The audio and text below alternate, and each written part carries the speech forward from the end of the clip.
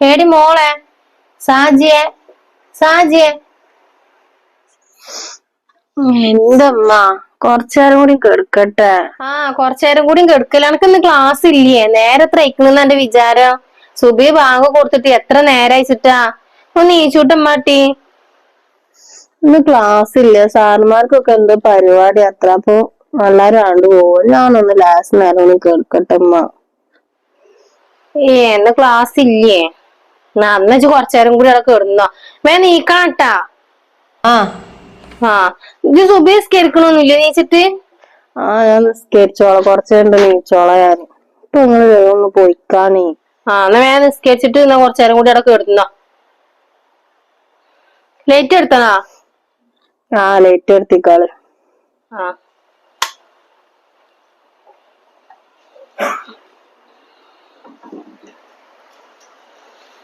ഇനി തമ്പുരാട്ടിനെ ഞാൻ തന്നെ വിളിച്ചുണർത്തേണ്ടി വരണാവോ? മോള് ഞാൻ തന്നെ വിളിച്ചുണർത്തണം. ഒന്നും നേരം വന്ന നീച്ചു വരൂല. സെമീറ, എന്താ കെട്ടും തമ്പുരാട്ടി? അനക്ക് നീക്കാരൊന്നും ആയിട്ടില്ലേടി?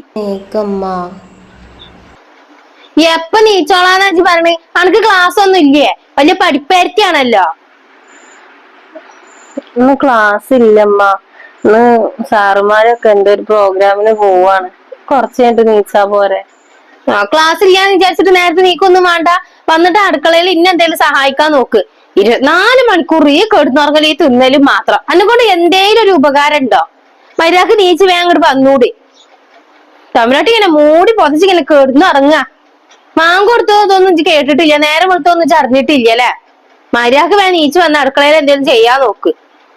നിന്നെ കൊണ്ട് ഒറ്റക്കൊന്നും വെച്ച് ഞങ്ങൾക്ക് എല്ലാവർക്കും കൂടി വെച്ച് വിളമ്പി തരാനൊന്നും.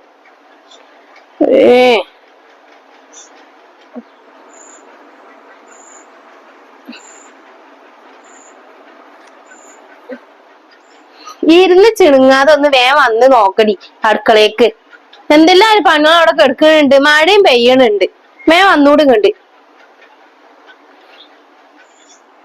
ഇത് സെമീറ. ഇത് ഇവരുടെ കഥയാണ്. നിറം നോക്കി സ്നേഹിക്കുന്ന ഒരു ഉമ്മയും ഒരു അനിയത്തിയും ഉണ്ട്. ഇനി എങ്ങനെയാണ് ഇവരുടെ ജീവിതമെന്ന് നമുക്ക് കണ്ടു തന്നെ അറിയാം.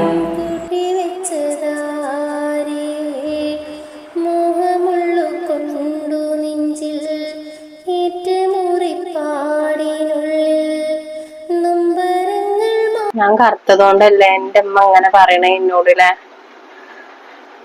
സാരില്ല,